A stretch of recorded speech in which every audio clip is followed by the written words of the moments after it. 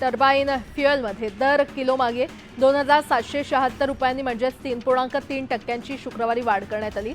याबरोबरच वाणिज्य व्यापाराच्या एलपीजीचे दर सिलेंडर मागे 62 रुपयांनी वाढवण्यात आले। दिवाळीत अनेक जण पर्यटनाचे बेत आखतात, मात्र या कालावधीत प्रमुख पर्यटन स्थळांकडे जाण्यासाठी नागरिकांना ज्यादा तिकीट मोजावं लागणार आहे। वाढलेली प्रवासी संख्या आणि विमान इंधनाची दरवाढ यामुळे लक्ष्मीपूजनानंतर अनेक मार्गावरील विमान तिकीटं 1,500 ते 3,000 रुपयांनी महागलेली आहेत। दिवाळी आणि छठपूजेसाठी गावी जाणाऱ्या प्रवाशांची अतिरिक्त गर्दी लक्षात घेऊन आणखी मुंबई ते छपरा दरम्यान 6 आणि पनवेल ते नांदेड दरम्यान 2 अशा 8 उत्सव विशेष गाड्या चालवण्याची घोषणा केली आहे। त्यामुळे रेल्वे प्रवाशांना मोठा दिलासा मिळणार आहे। भाऊबीज निमित्त मध्य आणि पश्चिम रेल्वेनं उद्या घेण्यात येणारा नियमित मेगा ब्लॉक रद्द केलेला आहे। यामुळे मुंबई आणि उपनगरातील प्रवाशांना मोठा दिलासा मिळणार आहे। महाराष्ट्र प्रदूषण नियंत्रण मंडळानं काही दिवसांपासून एकल वापर प्लास्टिक विरोधात प्रतिबंधात्मक मोहिमेअंतर्गत ठिकठिकाणी तपासणी आणि कारवाईचा बडगा उगारण्यास सुरुवात केली आहे। मात्र दिवाळी दरम्यान बाजारात सर्रास एकल वापर प्लास्टिकचा वापर होऊ लागलाय। चांगले तिमाही निकाल देणारे वाहन निर्मिती क्षेत्र आणि सरकारी बँका यांच्या शेअरच्या खरेदीमुळे शुक्रवारी मुहूर्त व्यवहारांच्या विशेष सत्रात शेअर बाजारात लक्ष्मीची पावलं उमटली। सेन्सेक्समध्ये 335 अंशांनी तर निफ्टीमध्ये 99 अंशांची वाढ झाली। घरांच्या किमती जाहीर केल्या नसल्या तरी सिडकोच्या गृह योजनेला ग्राहकांचा उदंड प्रतिसाद मिळालाय। आतापर्यंत 64,000हून अधिक जणांनी ऑनलाईन अर्ज केले असून सर्वाधिक पसंती खारघर परिसरातील घरांना आहे। फटाक्यांमुळे मुंबईत प्रदूषणात झालेली वाढ ही चिंताजनक आहे। महापालिका प्रशासनानं यावर कठोर उपाययोजना करायला हव्यात असं वातावरण फाउंडेशनचे प्रमुख भगवान केसभट यांनी सांगितले। नागपूरच्या पंडित बछराज चौकात दिवाळी पहाट कार्यक्रमाचं आयोजन करण्यात आलं असून हिंदी मराठी सुमधुर गीतांचा नजराणा या निमित्तानं सादर केला जातोय। आज पाडवा असून पाडव्याच्या गुलाबी थंडीत नागपूरकर या दिवाळी पहाटचा आनंद घेत आहेत। आता एक मोठी बातमी। छत्रपती संभाजीनगरमध्ये फटाक्यांमुळे 34 जण भाजल्याच्या घटना घडलेल्या आहेत। भुईनळ्याचा स्फोट झाल्यानं एका 12 वर्षाच्या मुलाचा डोळा निकामी झालाय, तर सुतळी बॉम्ब हातात फुटल्यानं एकाचा संपूर्ण हात भाजल्याचं समोर आलंय। छत्रपती संभाजीनगरात दिवाळी साजरी करताना विविध ठिकाणी या घटना घडल्या आहेत। फटाके फोडताना फुसक्या फटाक्यांमुळे अनेकांना इजा झाली आहे, तर यात तब्बल 34 जण भाजले गेलेत। त्यांच्यावर विविध रुग्णालयांमध्ये उपचार सुरू आहेत। सणासुदीच्या हंगामामुळे ऑक्टोबर 2024 मध्ये जीएसटी संकलनात मोठी वाढ झालेली आहे। गेल्या आर्थिक वर्षाच्या ऑक्टोबरमधील 1.72 लाख कोटी रुपयांपेक्षा 8.9% अधिक आहे। नाशिकमध्ये सणासुदीच्या पार्श्वभूमीवर शहरात कमी दाबानं पाणीपुरवठ्याच्या तक्रारी वाढल्यानं त्या पार्श्वभूमीवर पाणीपुरवठा विभागानं पुढील 4 दिवस अतिरिक्त पाणीपुरवठा करण्याचा निर्णय घेतलाय। 600 दशलक्ष लिटरपर्यंत दररोज पाणीपुरवठा केला जाणार आहे। म्हाडाच्या निवासी दाखला प्राप्त झालेल्या घरांच्या विजेत्यांकडून सदनिकेची विक्री किंमत भरून घेण्याची प्रक्रिया सध्या सुरू आहे। ही प्रक्रिया सुरू असताना दुसरीकडे आता मंडळानं परत केलेल्या 442 घरांसाठी प्रतीक्षा यादीवरील विजेत्यांना संधी देण्याचा निर्णय घेतलाय। राष्ट्रीय आयुर्विज्ञान आयोगानं एमबीबीएस अभ्यासक्रमाला प्रवेश घेतलेल्या विद्यार्थ्यांची तपशीलवार माहिती सादर करण्याचे निर्देश दिले आहेत। वैद्यकीय महाविद्यालय आणि संस्थांना निर्देश देण्यात आलेत, त्यामुळे वैद्यकीय महाविद्यालयांना या विद्यार्थ्यांची तपशीलवार माहिती 8 नोव्हेंबरपर्यंत सादर करावी लागणार आहे। मुंबई पालिकेनं गेल्या 5 दिवसात रस्ते आणि पदपथांवर विनापरवाना फटाके विक्री करणाऱ्यांविरोधात कारवाईचा बडगा उगारलाय। त्यात एकूण 250 किलो फटाके जप्त केल्याचा दावा पालिका प्रशासनानं केलाय। नोकरी व्यवसायासाठी येणाऱ्या महिलांची मुंबईत निवासाची योग्य सोय व्हावी याकरता म्हाडानं पुढाकार घेतलाय। अशा महिलांसाठी ताडदेवमध्ये एक वसतिगृह उभारण्याचा निर्णय घेण्यात आला।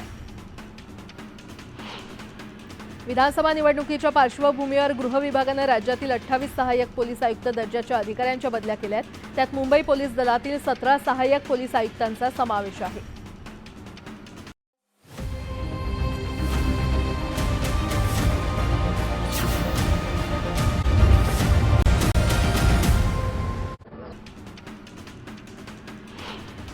नोकरी व्यवसायासाठी येणाऱ्या महिलांची मुंबईत निवासाची योग्य सोय व्हावी याकरता म्हाडानं पुढाकार घेतलाय। अशा महिलांसाठी ताडदेवमध्ये एक वसतिगृह उभारण्याचा निर्णय घेण्यात आला। विधानसभा निवडणुकीच्या पार्श्वभूमीवर गृह विभागाने राज्यातील 28 सहाय्यक पोलीस आयुक्त दर्जाच्या अधिकाऱ्यांच्या बदल्या केल्या आहेत। त्यात मुंबई पोलीस दलातील 17 सहाय्यक पोलीस आयुक्तांचा समावेश आहे। दिवाळीच्या काळात फटाक्यांमुळे मोठ्या प्रमाणात प्रदूषण होतं। फटाक्यांच्या धुरामुळे हवेत नायट्रोजन डायऑक्साईड आणि सल्फर डायऑक्साईडचे प्रदूषक मिसळतात। या विषारी हवेमुळे अनेकांना श्वसनासाठी त्रास होतोय। रस्त्यांची दुरवस्था, कॅन्टोन्मेंट भागातील जुन्या इमारतींचा रखडलेला पुनर्विकासाचा प्रश्न आणि अरुंद रस्त्यांमुळे होणारी वाहतूक कोंडी अशा समस्या पुणे कॅन्टोन्मेंट विधानसभा मतदारसंघातील नागरिकांना भेडसावत आहेत। वारंवार पाठपुरावा केल्यानंतरही तोडगा निघत नसल्यानं या भागातील नागरिकांमध्ये नाराजी आहे। राज्यातील बाजार समितीमध्ये टोमॅटोची 2266 क्विंटलची आवक झाली। टोमॅटोला क्विंटल मागे कमीत कमी 1500 रुपये, त्यापासून जास्तीत जास्त 3500 रुपयांपर्यंत दर मिळाला।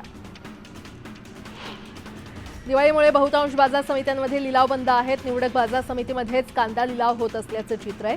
लक्ष्मीपूजनाला पुणे आणि सोलापूर जिल्ह्यात लाल आणि लोकल कांद्याची 5785 क्विंटलची आवक झाली।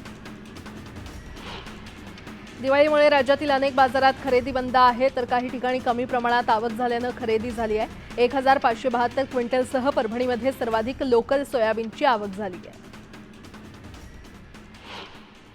दिवाळी आली असतानाही परिसरातील स्वस्त धान्य दुकानांमधून गहू, साखर आणि इतर जिन्नसांचं वाटप झालं नसल्यानं गोरगरीब कुटुंबांना यंदाची दिवाळी या दुकानांमधून मिळालेल्या ज्वारी तांदळावरच साजरी करावी लागणार असल्याचं चित्र आहे। अन्नपूर्णा योजनेअंतर्गत या सर्वांना दिवाळीला मिळणारे गहू, साखर याचं अजूनपर्यंत वाटप झालं नसल्याची माहिती आहे।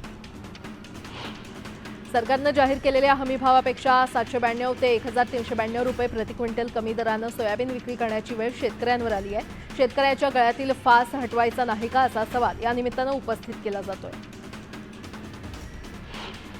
प्रीपेड रिक्षाला 100 दिवसांची दिलेली मुदत संपली असून काल या सेवेचा शेवटचा दिवस होता। प्रादेशिक परिवहन प्राधिकरणानं मुदतवाढ दिली नाही, तर या सेवेला पुन्हा ब्रेक लागण्याची शक्यता आहे आणि याचा सर्वात मोठा फटका सामान्य प्रवाशांना बसणार आहे। 15 दिवसांपूर्वी शेतकऱ्यांनी पहिल्या आणि दुसऱ्या टप्प्यात मोठ्या प्रमाणात शेतकऱ्यांनी उन्हाळ कांद्याची रोपं टाकली होती। मात्र नाशिक जिल्ह्यातील कांदा पट्ट्यात 8 दिवस झालेल्या परतीच्या पावसानं दोन्ही टप्प्यातील कांद्याची रोपं पावसानं पूर्णतः खराब झाली आहेत। त्यामुळे शेतकऱ्यांवर पुन्हा नव्यानं उन्हाळ कांद्याचे बियाणं घेण्याची वेळ यंदा आली आहे।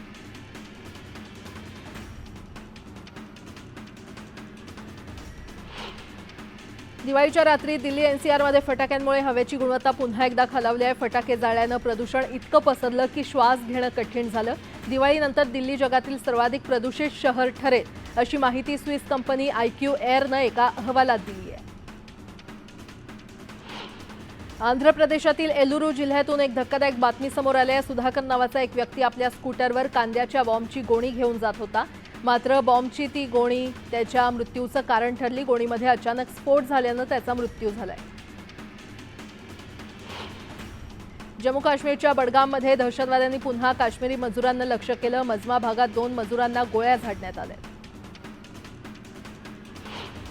संसदेचं हिवाळी अधिवेशन 25 नोव्हेंबरपासून सुरू होऊ शकतं। हिवाळी अधिवेशन 23 डिसेंबरपर्यंत सुरू राहण्याची शक्यता आहे। मध्य प्रदेशातील इंदूरमध्ये मुलांनी फटाके फोडण्यावरून वाद झाला। संतप्त लोकांनी तोडफोड आणि दगडफेक केली। यावेळी अनेक वाहनं देखील जाळण्यात आली। मध्य प्रदेशातील दिंडोरीमध्ये आरोग्य विभागाचा अमानवी चेहरा समोर आलाय। मृताच्या गरोदर पत्नीनं पलंग साफ केला। जीवघेण्या हल्ल्यानंतर रक्तानं भिजलेल्या पतीवर उपचार करण्यासाठी पत्नी आरोग्य केंद्रात पोहोचली होती। नाशिकच्या गंधर्वनगरी नाशिक रोड भागात वाहनांची तोडफोड करण्यात आली आहे। माजी नगरसेवक अंबादास पगारे आणि शिंदे सेनेचे पदाधिकारी संग्राम फडके यांच्या वाहनांची तोडफोड करण्यात आली। मुंबईत सध्या ऑक्टोबर हिटमुळे ऊन काहीसं तापलं असलं तरीही वीज मागणी तुलनेनं कमी आहे। त्यामुळे या वीज मागणीचा राज्याच्या वीज क्षेत्राला दिलासा आहे। राज्याच्या वीज मागणीनं यंदाच्या उन्हाळ्यात विक्रमी 25,000 मेगावॅटचा टप्पा गाठला होता। ऐन दिवाळीत एसटी प्रशासनाच्या ढिसाळ कारभारामुळे प्रवाशांना मनस्ताप सहन करावा लागतोय। गाड्यांची कमतरता आणि त्यातही विलंबानं एसटी गाड्या धावतायत आणि एसटीची हेल्पलाईन बंद असणं, फोन वेळेवर न लागणं, फोन लागला तरी अचूक माहिती न मिळणं यामुळे एसटीच्या लाडक्या प्रवाशांना मनस्ताप सहन करावा लागतोय। मुंबई देशात सर्वाधिक प्रमाणात वापर होणाऱ्या पामतेल आयातीचं गणित बिघडलेलं आहे। दिवाळीतच किरकोळ बाजारात खाद्यतेलाच्या दरात 12 ते 14% वाढ झाली आहे। मुंबई भायखळा येथील वीरमाता जिजाबाई भोसले उद्यान आणि प्राणी संग्रहालय म्हणजेच राणीच्या बागेचा विस्तार केला जाणार आहे। विस्तारानंतर राणीच्या बागेत नवीन प्राणी आणले जाणार असून यामध्ये परदेशी प्राण्यांचा समावेश असेल। मात्र मत्स्यालयाची तांत्रिक कारणं, रखडलेली निविदा यामुळे हा विस्तार रखडलेला आहे। हिवाळा सुरू झाला असला तरीही नोव्हेंबर महिन्यात राज्यासह देशभरात अपेक्षित थंडी पडण्याची शक्यता नाही।